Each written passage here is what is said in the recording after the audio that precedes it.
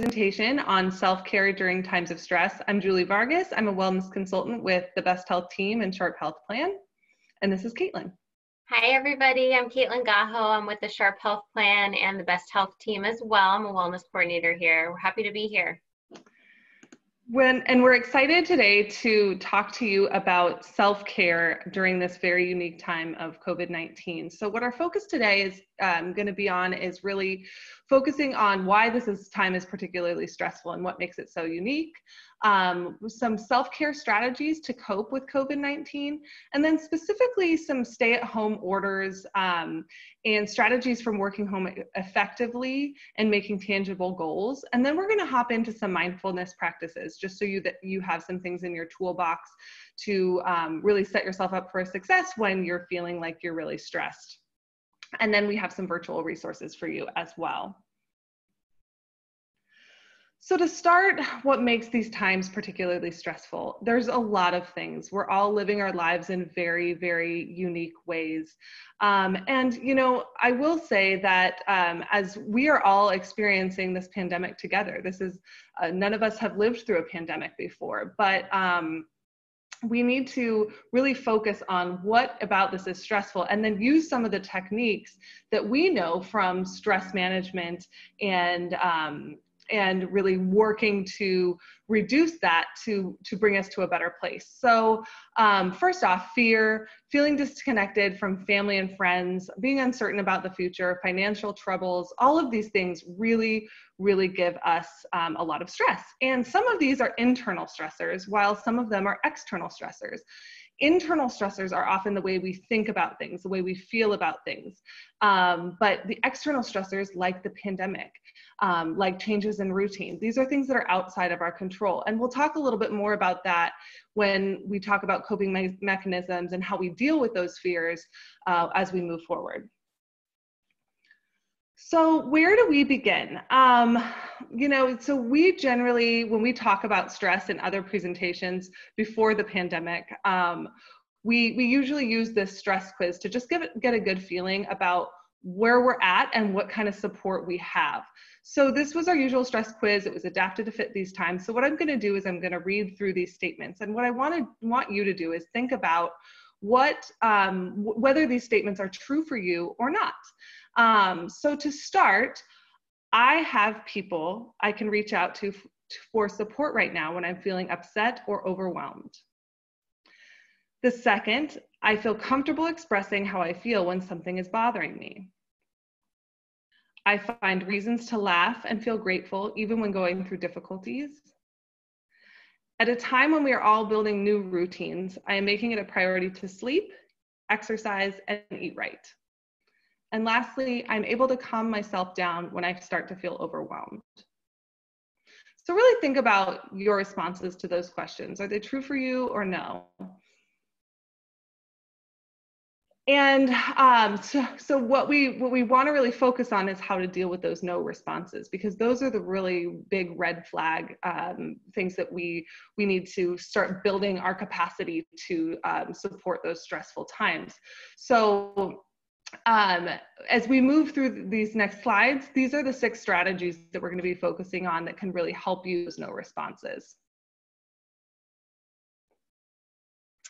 So one of the first self-care strategies during COVID-19 is staying connected while social distancing, or I guess it's physical distancing because we still want to stay social with everyone. But we are not, humans are not meant to be in isolation. We really need to be connected with others. So this is such a great time to take advantage of the virtual world and spend time with our friends, family, and coworkers, either virtual lunches, coffee breaks, happy hours. I know we've done that a couple times with our team. Trivia games are always really fun to do virtually. There's a couple apps that we've used, the House Party and Jackbox.tv are really fun.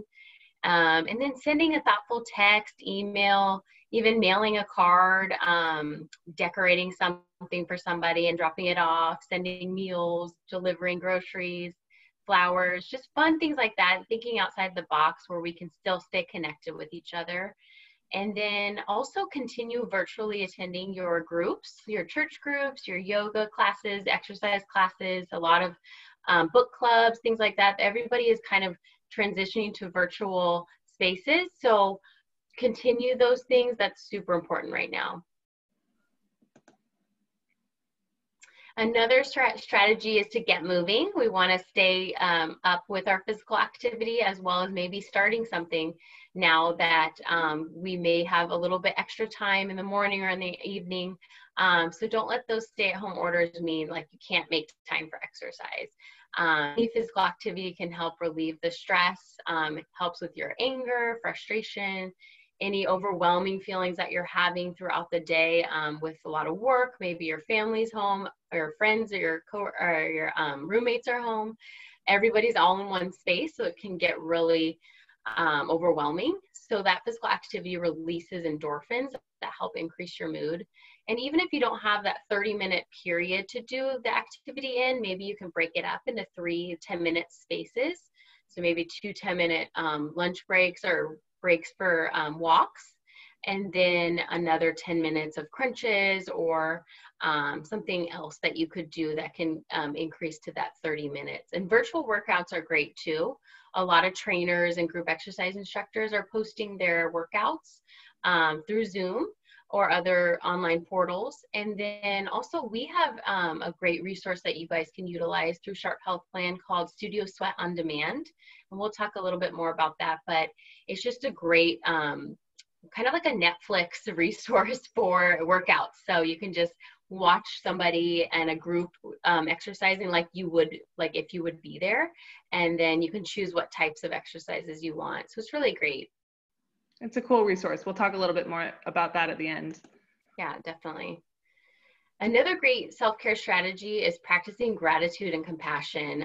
This is really important right now, especially since a lot of us are at home and isolated and not feeling very grateful. But if we practice gratitude and compassion, these things can help reduce our anxiety and depression. So focusing on the positive can make you a little bit more calm and compassionate. A lot of tools are like journaling, meditation. So writing down things that you're grateful for, meditating on those things that you're grateful for, showing yourself and others kindness and compassion. A couple of the things that we talked about earlier, like sending meals, dropping off groceries, that helps a lot with your own self-compassion when you give to others. And then another one that I always say for a self-compassion check-in would be the 3 H's. So checking your head, your heart, and your health. And then you can ask others those questions too. It's just a way to think about compassion on yourself and for others. Love that. So in addition to some of these self-care strategies, we also want to just make sure that we're making time to have fun and relax, because a lot of us are taking on a lot more than we normally do. You know, maybe you're having to teach your kids now, or they're home and you're lacking childcare. It's sometimes hard to shift your work into a work from home space if you haven't done that before. So we're taking on a lot of things. And then that combined with the fact that, you know, there's a lot of negative news stories that are being covered, and a lot of things that are just going on that are really stressful in the world. We need to make sure that we're just kind of cutting ourselves off from that a bit when we need to, and do things like going for a walk, playing a game, or playing with your pet. Just like let yourself have that fun, because it's really important to just give ourselves that space. So I don't know, Caitlin, what are some of your fun quarantine activity ideas? Yeah, I think one of them is just, we're definitely utilizing our backyard a lot more. And we actually just got a blow up pool, which has been really fun, and like the whole family can fit in it. So that's really great. We also built like a sandbox this weekend. So that was really fun. Just, you know, trying to be like a kid again, getting that recreation time in with the family. Yeah, that's super fun. We've been doing a lot of outside activities, and I've actually taken up watercolor painting just for a fun side project, and it's been really fun. It's just a really good way to disconnect and really kind of find that space for self-care. Great. So we want to make sure that with all of the things that are happening, that we stick to healthy habits. And I know sometimes this can be a little bit hard, especially given stay-at-home orders and less frequent trips to the grocery store. But having good nutrition and making sure that we're getting enough sleep, good healthy lifestyle habits are really going to help us physiologically not be as stressed. So making sure that you're limiting those unhealthy habits. It can be easy to reach for a tub of ice cream or a glass of Chardonnay when you're feeling like you're struggling, but physiologically, this is going to make stress much worse. So it's important to just realize this and actively make the effort to choose the healthier stress relieving behavior, because you're going to be less stressed in the long run. And then lastly, the sixth strategy is just building resiliency. So resiliency is really about drawing on our ability to get through a difficult time. And sometimes it can help to think about a time that you've gotten through in the past that you went through and got through, and kind of think about how you did that. But I love this quote. So I'm going to read, a crisis often brings out the best in you, and you discover the qualities that you never knew existed within. And I love that in the context of building resiliency, because we talk about a lot of these ideas that are big ideas, self-compassion, gratitude practices, but what they really do is they help us get through a difficult time. So one of the things I just want to also point out on this list is reframing. So it's easy sometimes to get caught up in, oh my gosh, my life has changed, I have to stay home now. And it can be really frustrating and sometimes really stressful to think about all of the things that we're doing that are different in our lives that are affecting our day to day. And when I get really caught up in that, I try to just remember what we're doing for the greater good of humanity, and staying home is actually saving lives. We are all in this together, and I mean all of us across the planet, which is just really a humbling idea. I think that we're involved in this all together. So it can help to kind of reframe these ideas when you do get frustrated. And again, consciously connecting, we've mentioned, and just redefining your meaning and your purpose and helping others is really important to building that resiliency. Yeah, that's great. And some additional tips for coping with stay-at-home orders. I love this picture because it looks like our household right now.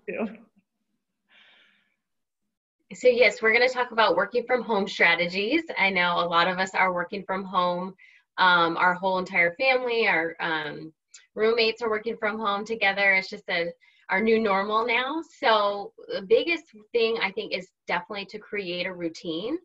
To set that schedule for waking up, for your meals, for your bedtime, just keeping that consistent. And then making sure you're just having like a beginning, a middle, and an end of the day. Don't force yourself to do something for 1 hour straight, or for the kids to have to do something for 9 to 10 and then 10 to 11. Just making sure that give yourself some grace during that time, even though it is nice to have a schedule, but just keep that more of a loose schedule, I would say. And then also making sure you're getting dressed as though you're meeting people outside. So you're looking nice and not wearing your sweatpants all day. And then dividing your workspace, make sure you're having good lighting, your Wi-Fi strength, and also like the comfortable environment to work in, especially with your chair, your ergonomics of the chair, and making sure, it looks nice, having a plant or a flower at your desk. And then lastly, creating boundaries with your work space and your relaxing space. So making sure you're taking your lunch in the kitchen and or your outside space, and having your work at your desk. And then transitioning routines, making sure to give yourself pause from when you're moving from one set of work to another. So this is not the time to be taking on lots of projects and lots of multitasking at work, since there already may be a lot more distractions in your home with kids and trying to help them with their homework, or roommates and things like that. Also stretching more often. We are probably crammed right now a little bit. I know my husband and I are working in one office, so that's been tough for us. So we're just taking a lot more time to stretch and get that blood flow going. And then just making sure increasing that time, having that time to exercise, and also ending our time with some catching up with friends and family, like we talked about with connecting. So, and then lastly, balancing our work and family at home. So we want to make sure we're setting boundaries with our family members when we need to get something done. So, planning your week out with your family, your partners, your roommates, making sure you have those times, like you have a conference call, okay, I'll be over here while you're doing that. Having a little sign on the door, don't come in until 1 o'clock whenever I'm done. Just having those boundaries, and then also loosening up screen time limits. I know we always get so worried about our kids watching too much TV, but this is the time to give ourselves some love and grace during this time of COVID-19, and forgiving yourself for imperfections and feeling like, oh, I'm not good enough as a mom or a dad or a friend or whatever. Just giving yourself some forgiveness, and also setting realistic goals during this time. And I know Julie's going to talk more about that. Yeah. So when we talk about making goals, we like to call goals SMART goals and use this acronym. It can sometimes be hard for some of us. We don't feel like we have extra time right now. We're taking on a lot, but others have actually a little bit more time because maybe your commute is now non-existent, or you don't have the family responsibilities that others might have. So it can be good sometimes to create a good goal that you will stick to. It's not the time right now to do a DIY remodel to your kitchen, but doing something that is tangible, that you can really focus on, can be a really good way to kind of decrease your stress, and then have something that you look back on and realize, wow, I did that. So when we talk about SMART goals, just make sure that anything that you take on is specific, measurable, attainable, realistic, and time limited. So maybe you want to start reading more through the pandemic. That might be a great goal, but it's a little vague.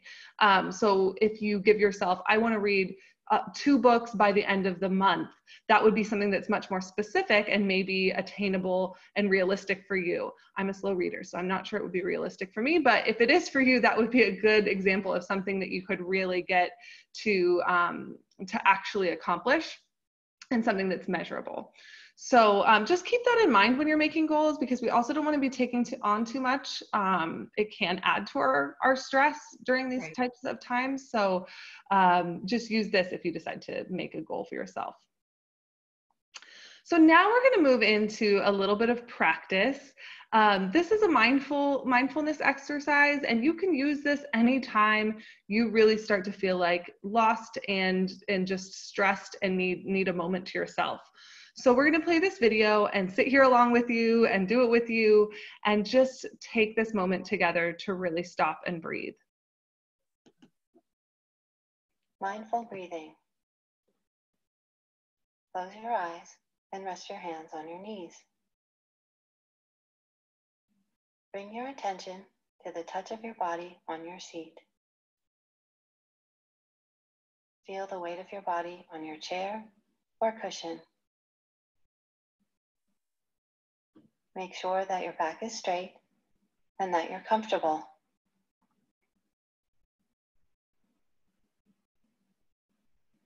Take a few deep breaths. While you're breathing deeply, relax your shoulders, your stomach muscles, the muscles in your face, your hands, and your legs. Let go of all the tightness in your body.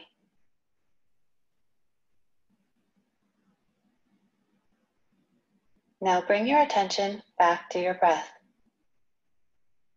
Notice what it feels like as it enters through your nose, goes down through your throat,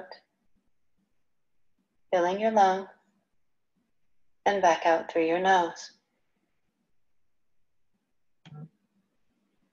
Notice your stomach and chest rise and fall each time you breathe in and each time you breathe out.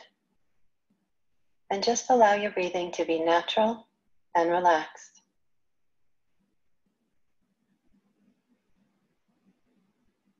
Now bring your attention to the feeling of your breath in your nose. Feel your breath as it comes in and goes out. Just focus on this sensation, paying attention to each time you breathe in and each time you breathe out. As you inhale, maybe your breath feels cool. And as you exhale, maybe it feels a little warmer.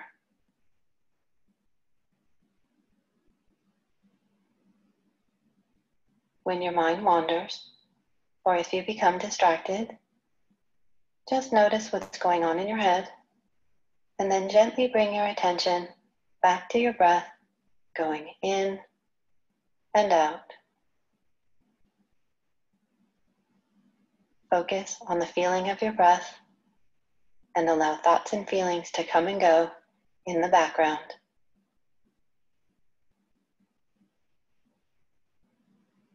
Now gently bring your attention back to the touch of your body on your seat and open your eyes.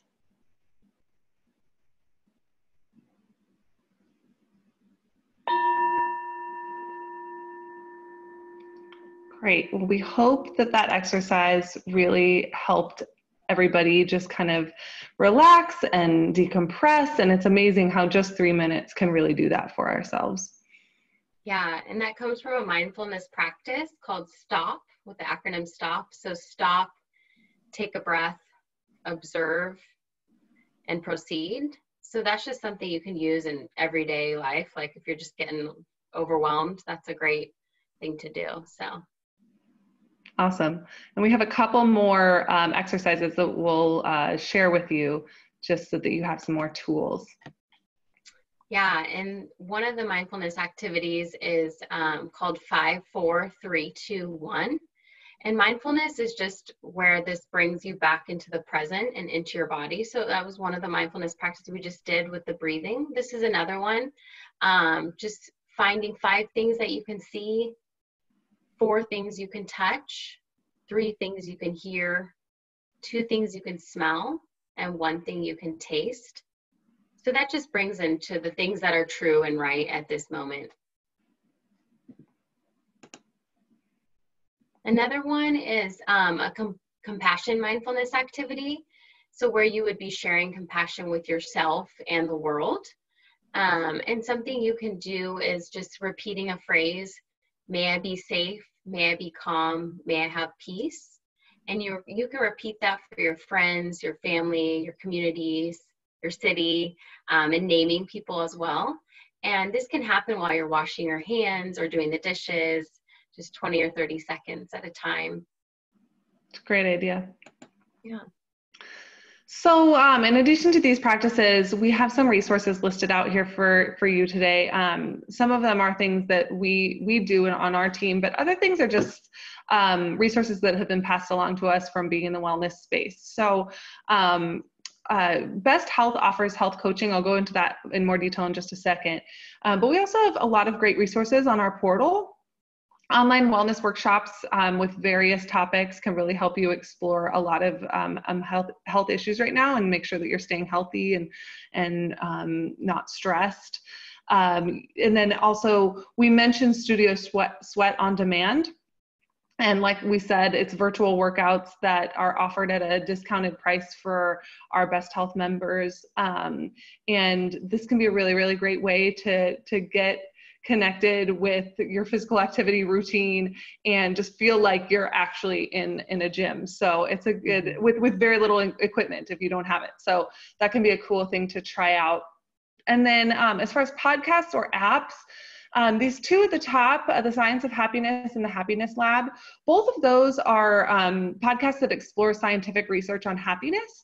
So I sometimes think, the more you know about a topic like happiness, it really helps you kind of realize how you can become happier, and it can really help you get in a better space.